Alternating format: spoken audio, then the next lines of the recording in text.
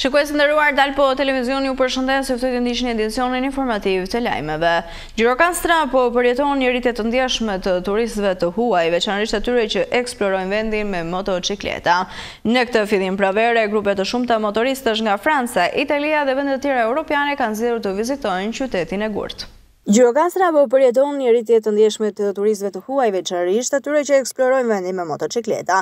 Në këtë fillim pranvere, grupe të shumta motoristësh nga Franca, Italia dhe vende të tjera europiane kanë zgjedhur itinerare dinamike jashtë rrugës që të çojnë drejt qytetit të Gurt. Është një vend i mrekullueshëm, vizituam Kalan, një monument shumë i bukur me një pamje mbretëlënse. Për fat, sot është motë me diell dhe po e shijojmë shumë vizitën. Mendoj se është një vend i bukur, këto ditë po udhtojmë nëpër Shqipëri.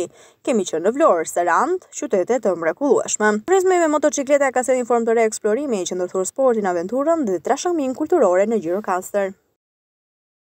Jemi në këto momente me shkëtimet kryesore nga vendi.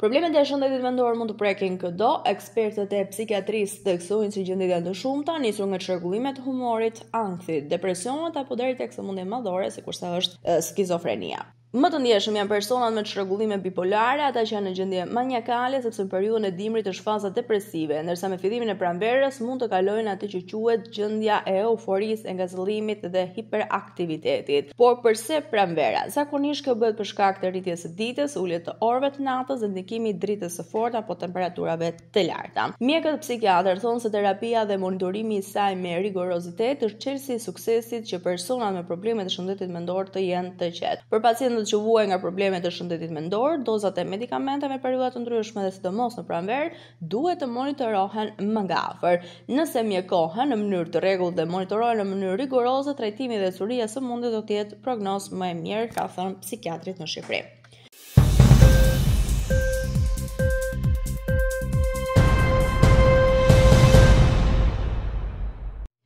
Nga sot pritet të rikthehet në funksion marrëveshja e lëvizjes lirë mes pikave kufitare të Vërmicës dhe Morinës, pra qytetarët nuk do të përballehen me kontrolle kufiri mes Kosovës dhe Shqipërisë. Marrëveshja e lëvizjes lirë mes pikave kufitare të Vërmicës dhe Morinës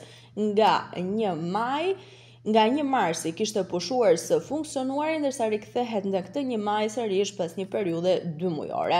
Udhëtarët që shfrytzuan pikën kufitare mes Kosovës dhe Shqipërisë nga 1 marsi paraqiten dokumentet e identifikimit për arsye se nga kjo datë për 2 muaj rresht do kryej përpunimi të dhënave të sakta i automjeteve.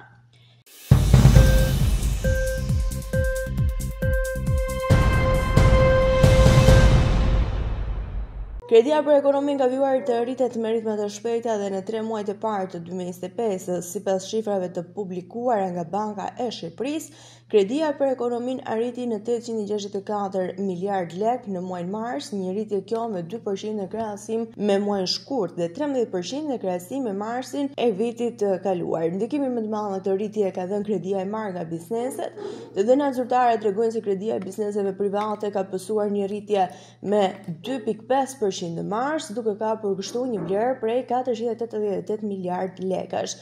Në rastin e bizneseve, mbizotëron kredia në valutë me 264 miliard dhe kredisë në lek prej 223 miliardësh. Edhe në terma të rritjes në krahasim me shkurtin ose në krahasim me të njëjtin periudhë të vitit 2024, kredia në valutë është ajo që ka pasur rritjen më të madhe.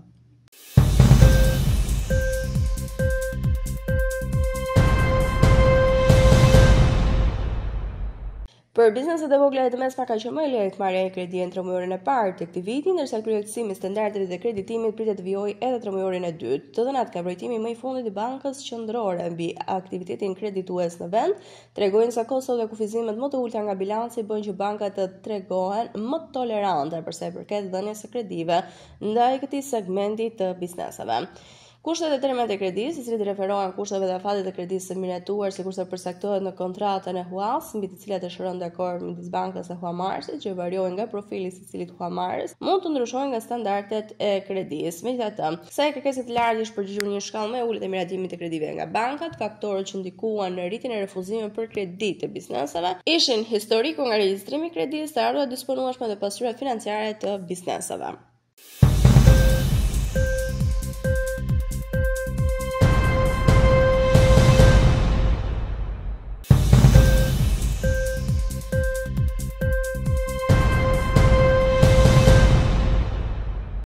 Presidenti i Ukrainës Volodymyr Zelensky ka thënë se nuk dëshiron një armëpushim të përkohshëm, por një paqe të përjetshme midis Ukrainës dhe Rusisë. Zelensky thesoi se për qeverinë e tij është më e rëndësishme jeta e njerëzve, pasi sipas tij për Kremlinin janë paradat e Putinit.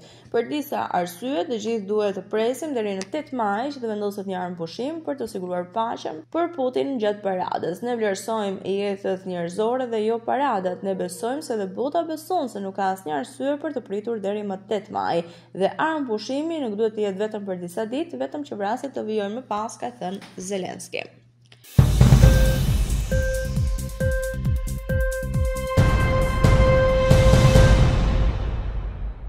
Presidenti i SBA-s Donald Trump ka njoftuar se kryeministri kanadez Mark Carney, fituesi i zgjedhjeve të fundit parlamentare, do të vizitojë shtëpinë e bardhë brenda javës së ardhshme ose më shpejt, dhe se po kërkon të përfundojë një marrëveshje tregtare me Washingtonin.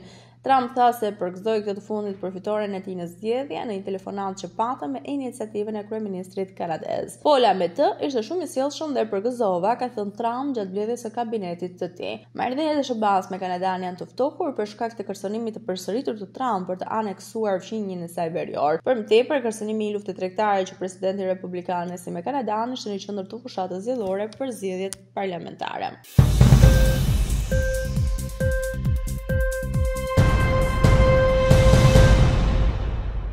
Dronët rus kanë vrarë të paktën 2 persona dhe kanë plagosur 5 të tjerë në një sulm të vazhdueshëm në qytetin ukrainas të Odesës.